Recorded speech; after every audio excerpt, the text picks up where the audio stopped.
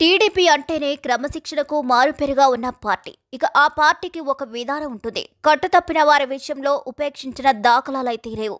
గతంలో అయితే ఎవరైనా గీత దాటితే ఎన్టీఆర్ వెంటనే వేటు వేసేవారు. చంద్రబాబు జమానాలో అయితే అది కాస్త మారింది.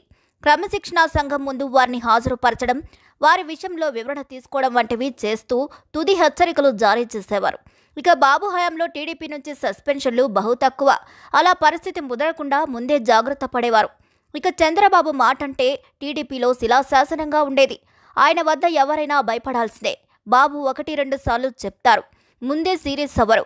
కానీ ఆ ఇచ్చిన సమయాన్ని అవకాశాన్ని వాడుకోకపోతే మాత్రం ఎంతటి వారినైనా శిక్ష తప్పదని హెచ్చరికగా ఉండేది. కానీ ఇదంతా గతంగా మారుతుంది. టీడీపీలో బాబు మాటను జవదాడుతున్న వారు పెరుగుతున్నారు, కట్టు తప్పుతున్నారు. చాలామంది ఎంతలా చెప్పినా తమకు తోచిన విధంగా చేసుకుని పోతున్నారు. చివరికి ఇవే తలనొప్పులుగా మారుతున్నాయి. ఒకవైపు ఎన్ని ఇబ్బందులు ఉన్నా ప్రభుత్వం సంక్షేమ పథకాలను అమలు చేస్తోంది.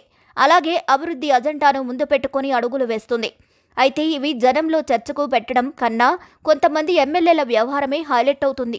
వారు చేస్తున్న పనులే జనంలోకి చర్చకొస్తున్నాయి. తరహా ఎమ్మెల్యేలు అధికారం ఉంది కదా అని దూకుడుగా ఉంటున్నారు. దాంతో చెడ్డ పేరు పార్టీకి, ప్రభుత్వానికి కూడా వస్తుంది అంటున్నారు.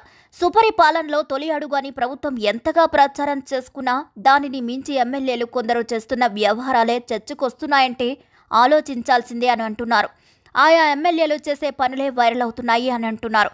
ఇక టీడీపీకి చెందిన 3 ఎమ్మెల్యేలు 3 ప్రాంతాలకు చెందిన వారి మీద వచ్చిన ఆరోపణలు కానీ, విమర్శలు కానీ ఈ సండేని రాజకీయంగా మండించేశాయి. ఎక్కడ చూసినా వీటి మీదనే చర్చ సాగుతూ వస్తుంది. అనంతపురం ఎమ్మెల్యే కానీ, అలాగే గుంటూరులో ఉన్న మరో ఎమ్మెల్యే కానీ, ఇక ఉత్తరాంధ్రలోని శ్రీకాకుళం జిల్లాకు చెందిన ఇంకో ఎమ్మెల్యే కానీ వీరి విషయంలో అధినాయకత్వం సీరియస్గా ఉంది అని అంటున్నారు. వీరి మీద వచ్చిన ఆరోపణలపైన హైకమాండ్ గట్టిగానే రియాక్ట్ అవుతుంది.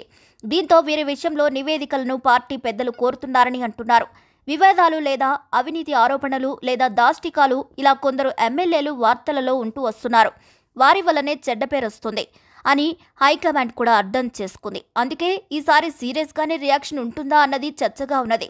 కొంతమంది మీద అయినా యాక్షన్ తీసుకుంటే మిగిలిన వారు దారిలోకి వస్తారు అన్న మాట కూడా ఉంది. టీడీపీకి ఎమ్మెల్యేలు ఏకంగా 135 మంది దాకా ఉన్నారు. ఒకరిద్దరి విషయంలో సీరియస్గా చర్యలు తీసుకున్నా పోయేదేమీ లేదు అన్న మాట కూడా ఉంది.